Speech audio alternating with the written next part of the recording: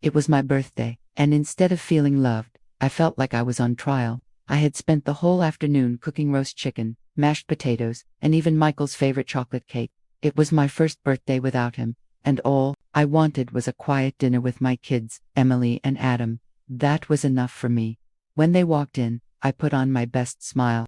Emily didn't even look at me. She dropped her phone on the table and muttered, "Smells good." Adam gave me a quick half hug, his eyes never leaving his screen. I told myself maybe they were just tired, trying not to let it sting. I tried to lighten the mood. "So, 32 and 28, and you still expect me to spoil you on my birthday?" I joked. Emily rolled her eyes, stabbed the chicken, and said coldly, "Don't expect gifts, widow. Be grateful we even showed up." The word hit me like a slap. Widow. She said it like it was dirty, like something I should be ashamed of. My cheeks burned, and I froze with my fork halfway to my mouth. Adam looked up and muttered, "Emily, come on." But he didn't sound serious. She just smirked and went back to her plate. I whispered, "That's enough," but my voice came out small, even to me. Emily just laughed and said, "Relax, Mom. It was a joke. Don't be so sensitive." My chest tightened as I glanced at Adam, silently begging him to defend me. But he just sighed and kept eating. I wanted to scream. Instead, I forced a shaky smile and said, "Cake's in the kitchen." No one noticed my voice crack. I carried dishes to the sink, hands trembling. Behind me, they laughed at something on Emily's phone, as if I wasn't even in the room. I stared at the soapy water, blinking back tears, asking myself, when did my kids stop seeing me as their mother, and start seeing me as nothing? Later, they argued loudly about wedding plans, Emily's voice filling the room like I didn't exist. I lit a candle on the small cake, whispering, "Happy birthday" to me, but I never brought it out. Nobody asked, nobody cared. When the night ended and the house grew quiet, I sat alone at the table, staring at the untouched cake. My heart felt hollow, like something inside me had been scraped out. I thought the worst was over, but then came the truth. I opened the drawer where Michael's old papers were kept. My hands shook as I pulled out the envelope with his handwriting.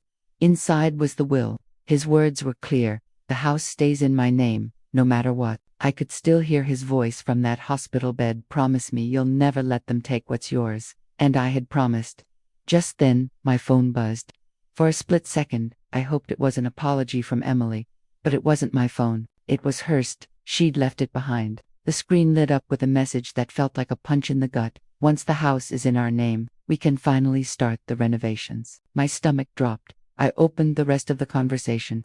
Her fiancé had replied, "You're doing the right thing, babe. She doesn't need all that space." My hands shook so badly, I nearly dropped the phone.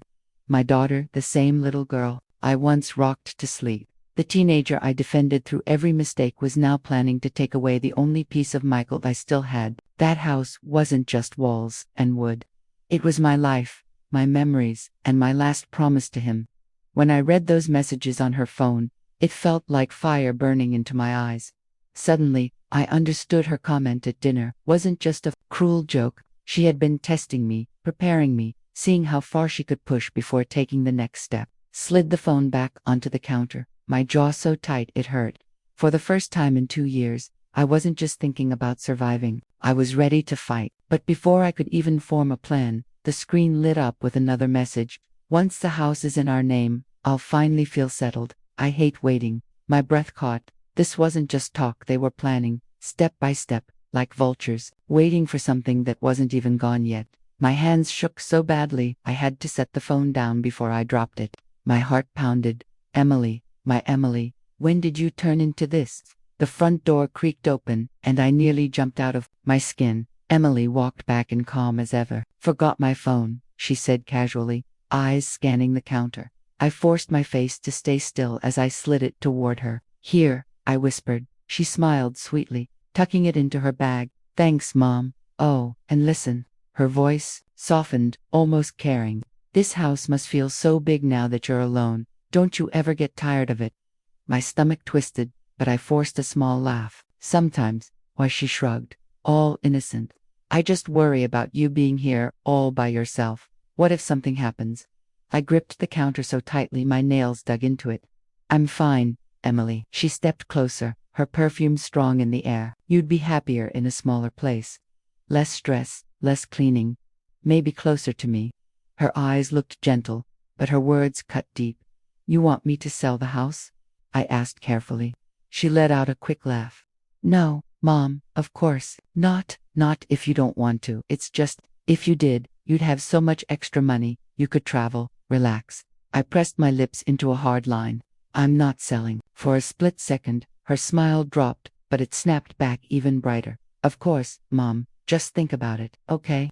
She kissed my cheek and breezed out the door, her heels clicking like little hammers on the floor. When the door closed, I sank into a chair, clutching the table until my knuckles ached. Think about it. No, I wasn't thinking about selling. I was thinking about how my own daughter was planning a life inside my home, a life without me in it. And if she thought I would hand it over, she didn't know who she was dealing with. This house wasn't just wood and windows. It was Michael's promise. And no one, not even my own blood, was going to take it from me. Still, a cold thought crept in. If she's bold enough to ask now, what's coming next? The next morning, I was folding laundry when the doorbell rang. My stomach tightened at the sight of Emily standing there, a bouquet of flowers in her hands and a bright smile on her face. Hi, Mom, she said sweetly. I stared for a moment before forcing a smile. Emily, what's this? She stepped inside without waiting, placing the flowers on the table. An apology. I was awful the other night. I shouldn't have said what I said. I'm so sorry. Her voice trembled just enough to sound believable. I crossed my arms. That was cruel. Emily, she nodded quickly, her eyes wide. I know. I feel terrible. I've just been so stressed with the wedding. I sighed, sinking into a chair. My legs felt heavy. Stress doesn't excuse disrespect. She sat across from me, her eyes soft, almost childlike, as if she were 8 again, asking forgiveness for breaking a vase. You're right. I hate myself for it. Please don't stay mad at me. I wanted so badly to believe her. I'm not mad, I whispered. Just hurt. She reached across the table, squeezing my hand. I love you, Mom. I want you close after I'm married. You're all I have left now that Dad's gone. Her words cracked something inside me, and for a moment, hope flickered. Maybe she still had a heart. That means a lot, I whispered. She smiled, leaning back as she sipped her tea. And then, just like that, her voice shifted so casual I almost missed it. I was thinking, maybe you could move closer to me. Sell this place. Start fresh.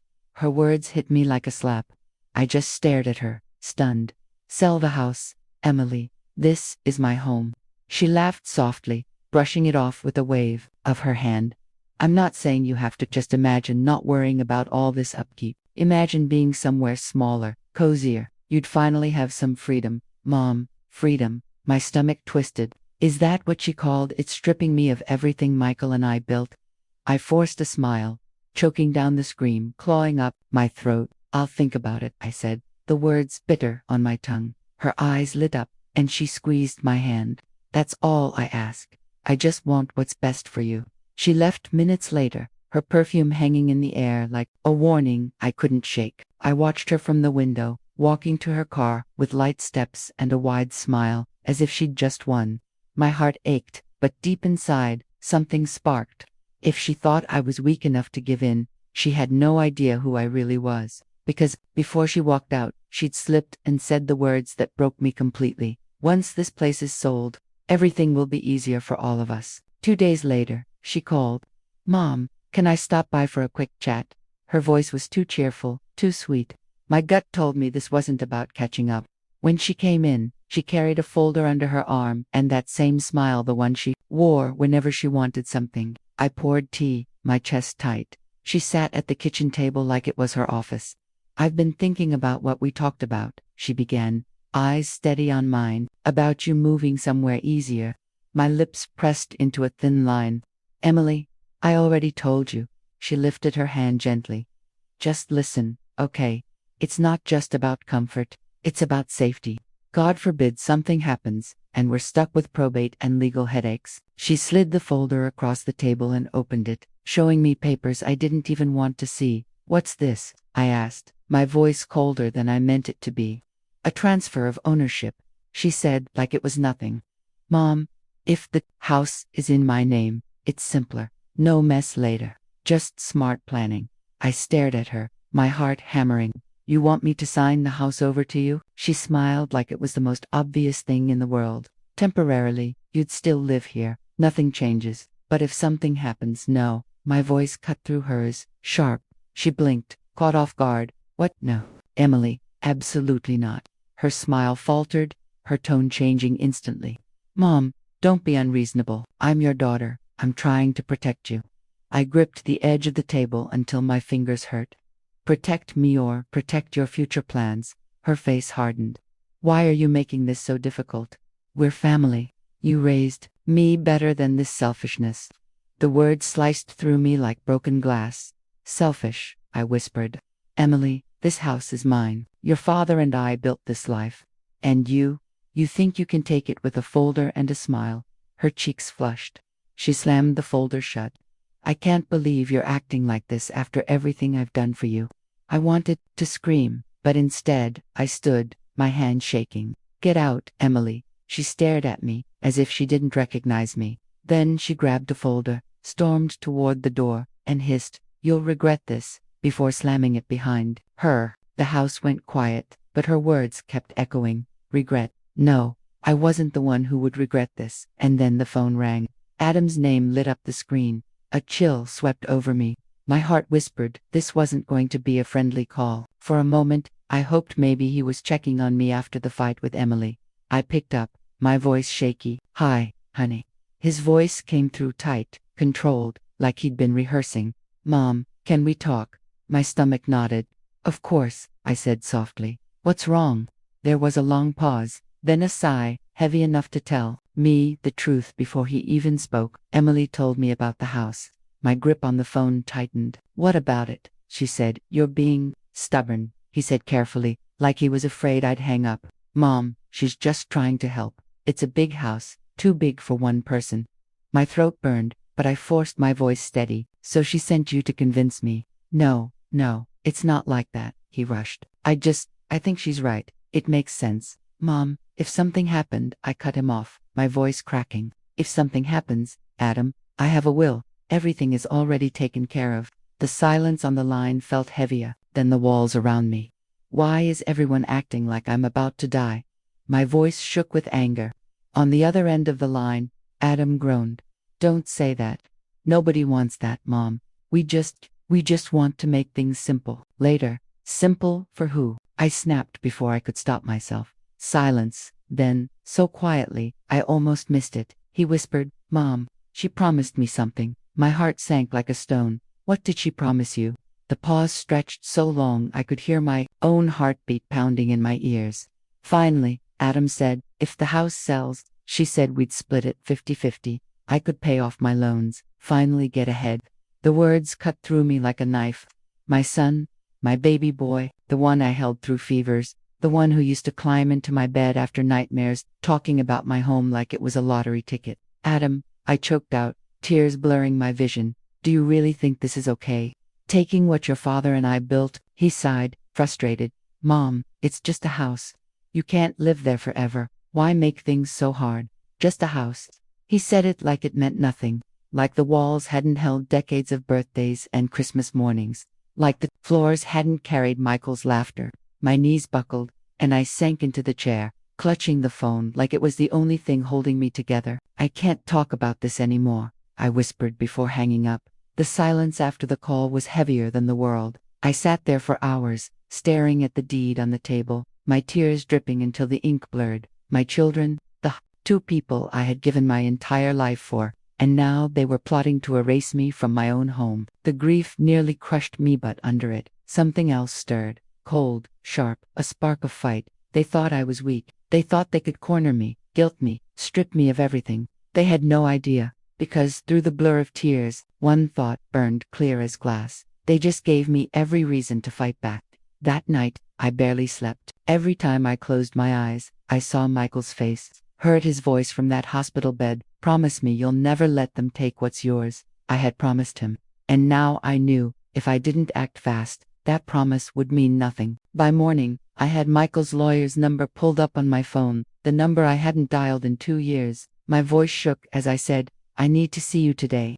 2 hours later, I was in his office. clutching my purse like a lifeline. His gentle eyes softened as he leaned forward. What's going on? The words spilled out. They're trying to take the house. My kids, Emily and Adam. They want me to sign it over. And if I don't, my voice cracked. He held up his hand, steady and calm. Stop right there. They can't touch that house without your consent. It's in your name, isn't it? I nodded quickly. Michael made sure of it. He said it was mine, no matter what. Then that's exactly what it is. His words lifted a weight off my chest, but before I could breathe easy, he added, still, if they're this determined, you need permanent protection. What do you mean? My fingers dug into the arms of the chair. He slid a folder across the desk. An irrevocable trust. That way, no one, not your kids, not anyone can touch the house while you're alive. My breath caught. Would they know? He shook his head. Not unless you tell them. It's private, but it guarantees you stay in control. I stared at the papers. The words blurred, but I didn't hesitate. This was it. The way to keep my promise to Michael.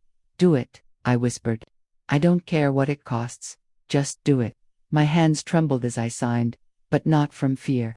This time, it was strength. For the first time in weeks, I felt Michael's faith in me settling back into my bones. I wasn't just their mother anymore. I was his wife, the woman he trusted to guard what we built. When I walked out of that office, the air felt lighter, like I had finally stepped out of a cage. But that feeling died the second I pulled into my driveway. Parked right in front of my house was Emily, and beside her stood a man in a sharp suit, clipboard in hand, smiling like he already owned the place. I froze. Emily was on the porch, arms folded, smiling like a queen.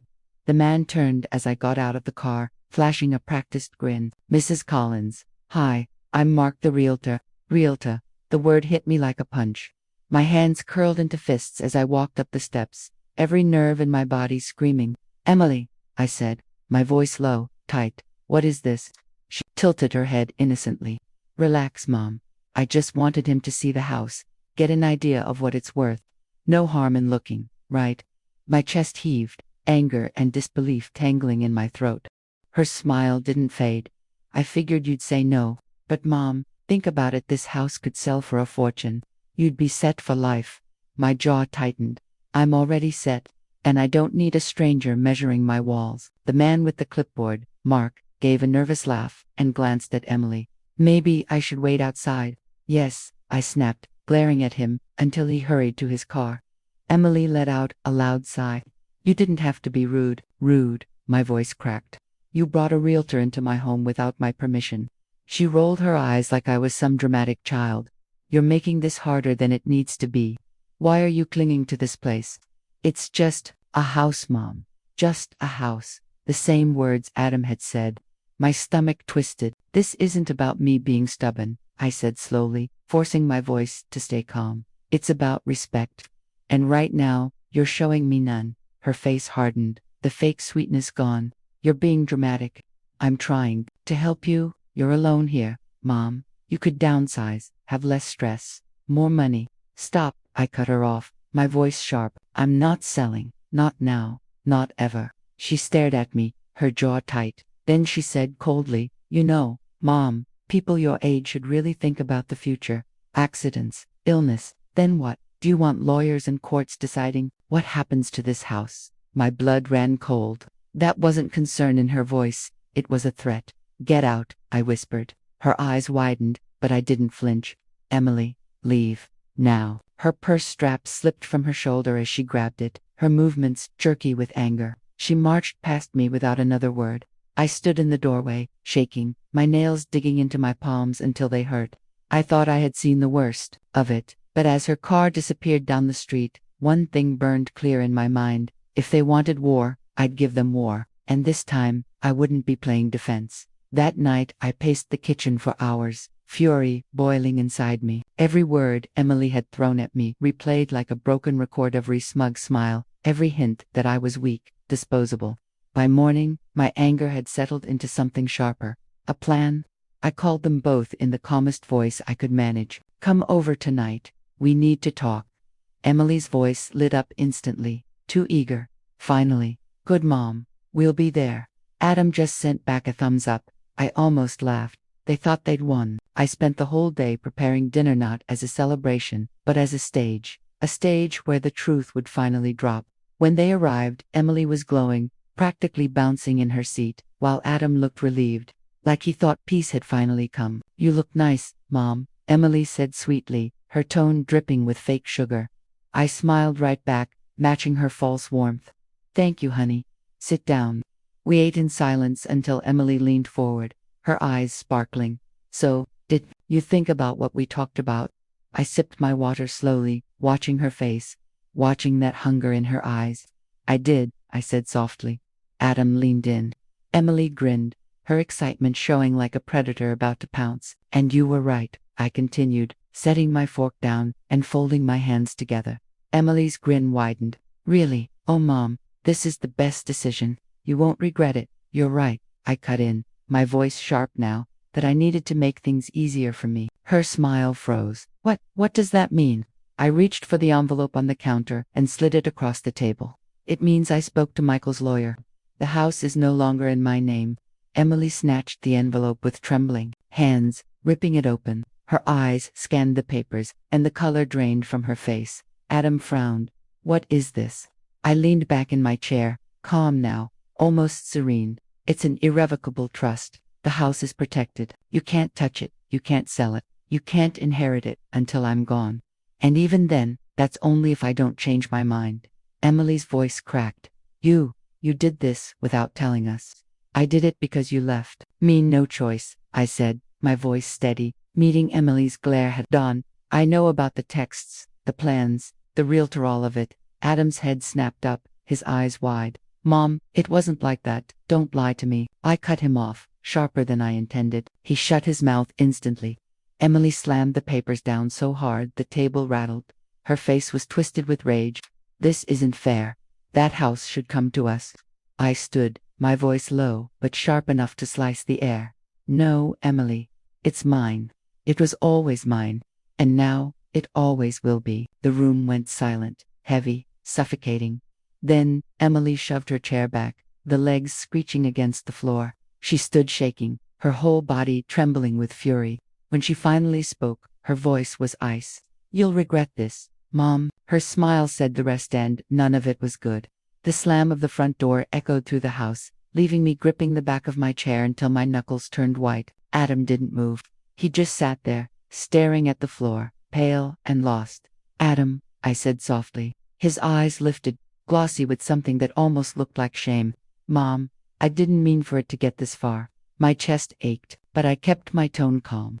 "You were part of this, Adam. You and your sister both." His lip trembled, and for a second, I saw the little boy who used to climb into my bed after nightmares. I thought if the house sold, maybe I could finally get ahead. I didn't think about what it meant to you. I sank into the chair across from him, the exhaustion washing over me like a wave. "It meant everything. This isn't just a house.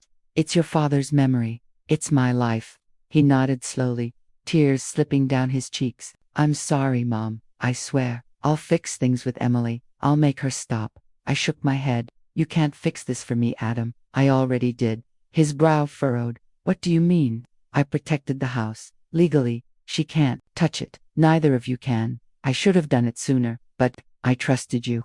His face crumpled and he buried it in his hands. "I hate what this did to us."